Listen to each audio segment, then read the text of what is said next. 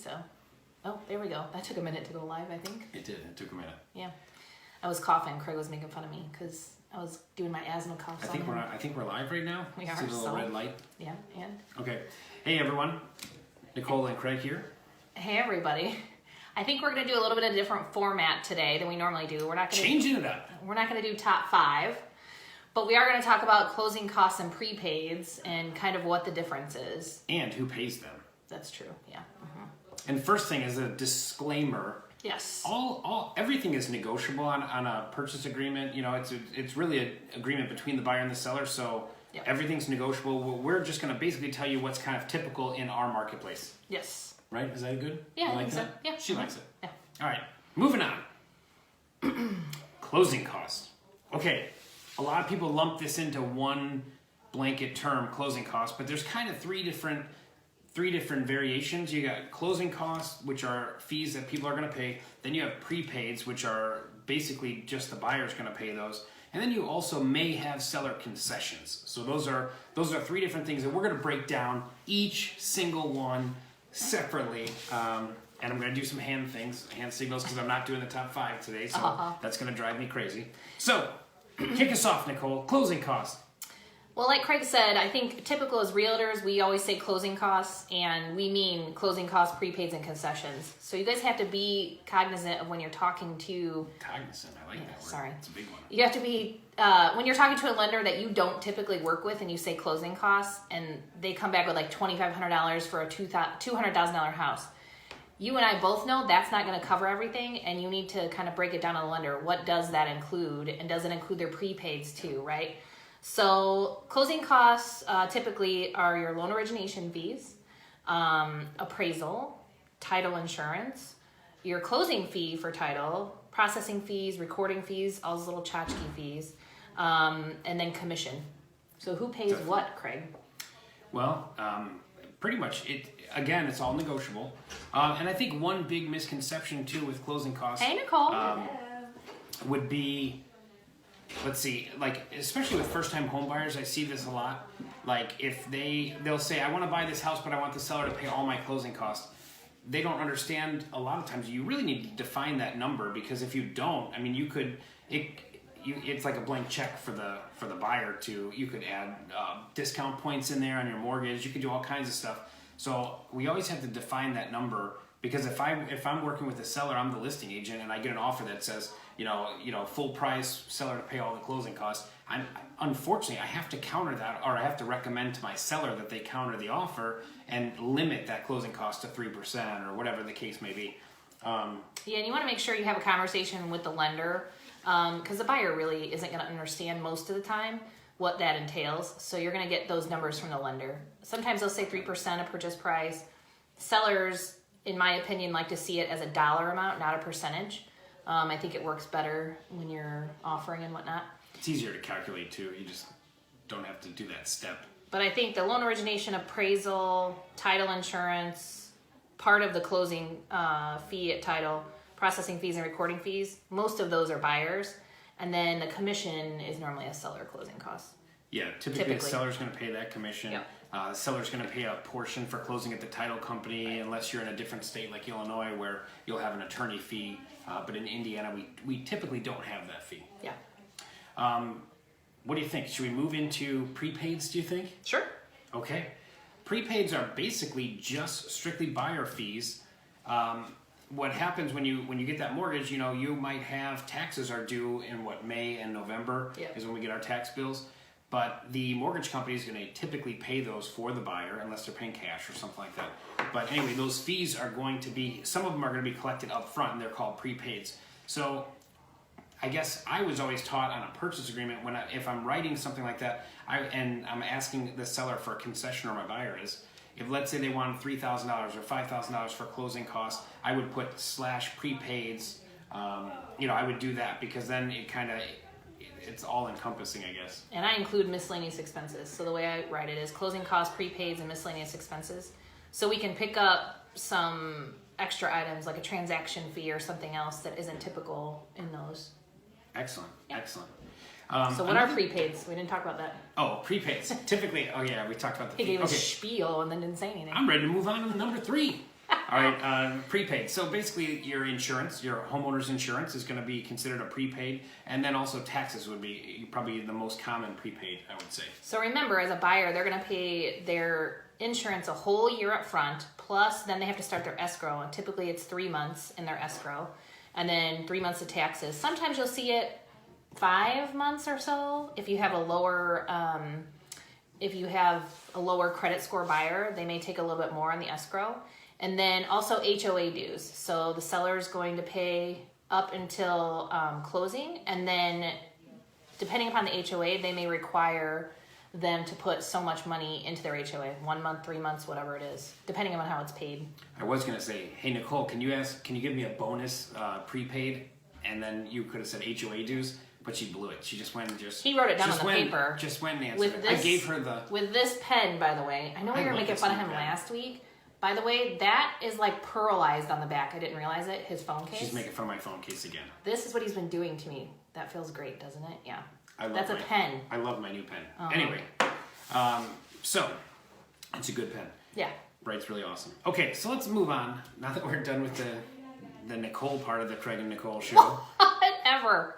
Let's go on to concessions. Now these are different things that aren't necessarily part of every standard contract.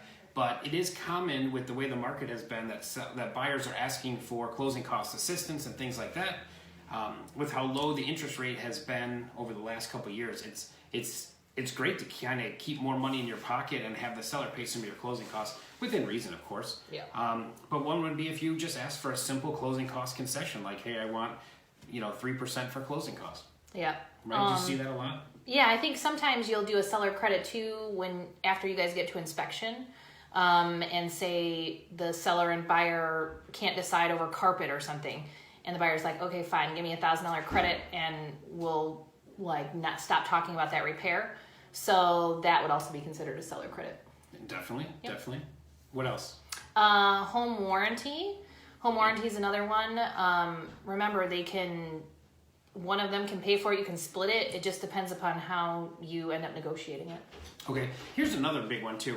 When you have inspections, right? If you read the inspection paragraph, which I hope every buyer's agent has done, right? But if you read that inspection paragraph, it also says if the inspector asks for a more thorough investigation or inspection of something, that is typically a buyer cost unless specified otherwise in the contract. Yeah. So if maybe your home inspector, which is kind of like a general inspection type thing, and we're going to have a home inspector on, I think, in a week or two. 3 weeks, I maybe. think so. Mm-hmm. So they'll be able to talk a little bit more intelligently about that. But let's say the home inspector sees a crack in the foundation in the basement, and they say, hey, I recommend you have this further evaluated. What happens most of the time, unfortunately, is the buyer's agent will just say the seller should correct this foundation crack. But that's not really what the buyer already agreed to in the contract. The contract says if an inspector determines it needs more inspection, they will have the buyer will pay for the proper whatever. Now I don't agree with that. We're talking gray area there. I would typically push that back off on the seller because it's the seller's house. So basically just saying that they needed to get a licensed waterproofing company or foundation company in there to repair it, and then give the buyer the receipt. Yeah, but that's, and that's why I said that's what happens most of the time, but that's not really what the contract states already. And I think that's where, if we educate our customers a little bit better in the beginning, that'll help. But again, it's a gray area, and there's no, everything's negotiable. So there is no necessarily, this is the right way, this is the wrong way. As I tell agents all the time, only a judge can enforce a contract. So the realtor's opinion is not very important. I think it's how agents interpret the contract, right? So, and that's what the judge is for in the end, is the interpretation. That's right. I think Joey and Friends said it's a moot point. It's like a cow's opinion. Who cares? Something like that. Anyway, all right. So home warranty, inspections, we talked about that. Another thing is surveys that we don't really...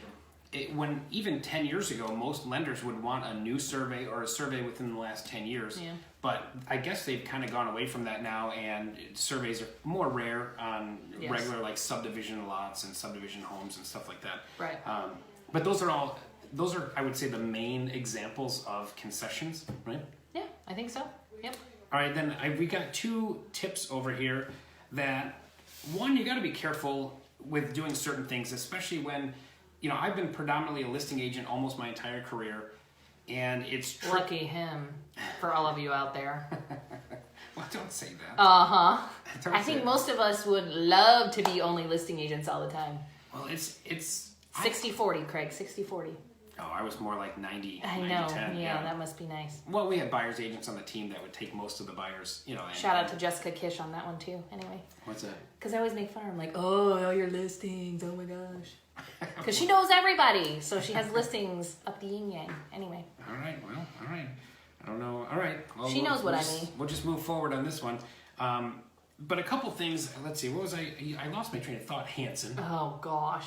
So what he's trying to say is just try not to nitpick. You got a $300,000 house, don't be nitpicking back and forth about the home warranty. Part of our job is to help, everybody negotiate and get the deal done, All right, you did. You brought it back home. Okay. Yeah, exactly. Yeah, don't, you always have like that straw that breaks the camel's back, so to speak, with a listing. Like, let's say buyers it's a buyer, and sellers, it doesn't matter. Yeah. They're both, yeah. Let's say it's a $300,000 home. The buyer's asking for 3% in closing costs, which is $9,000, by the way, which is a lot for someone to be charging. Then let's say they want a home warranty, which is another roughly $500. Then let's say they want to pay for a survey, which is another, let's say $200. And it's like, and sometimes it could just be that survey for $200 that just, it's like it irritates the seller so much. They just emotionally wall off, they close off, they don't want to deal with this buyer. They give them a horrible counter back at them or something like that.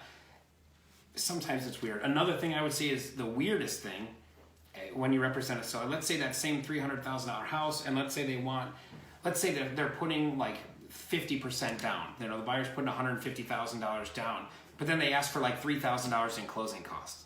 It's like what is that? What are you doing? It's crazy. Now we might get some flack from our super good negotiators out there for some of these tips. Bring me the flack. That's right. Yeah, give it to Craig, not to me. Just saying. Craig Friendling is his page, not you might Nicole want to email Hansen. me because I don't. Yeah. Because you don't respond on that. I just like everything.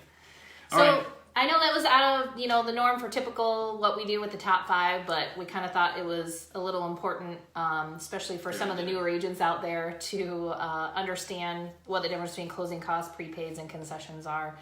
That you just can't lump it together. Very important stuff. Yeah, for sure. All right, well, I think this is it next week we're having the inspector or no? No. No, oh, okay. I think 2 weeks from now. You know what? You got to read the notes before you. Ugh. We don't have notes. That we are going to have a special guest here soon, and it will be on inspections. So, Again, if you guys have any ideas for shows, let us know. Please comment, like it in the bottom, share it, all that kind of good stuff, just like every week. Yep. Appreciate you watching. Yep, thank you. Thanks, guys.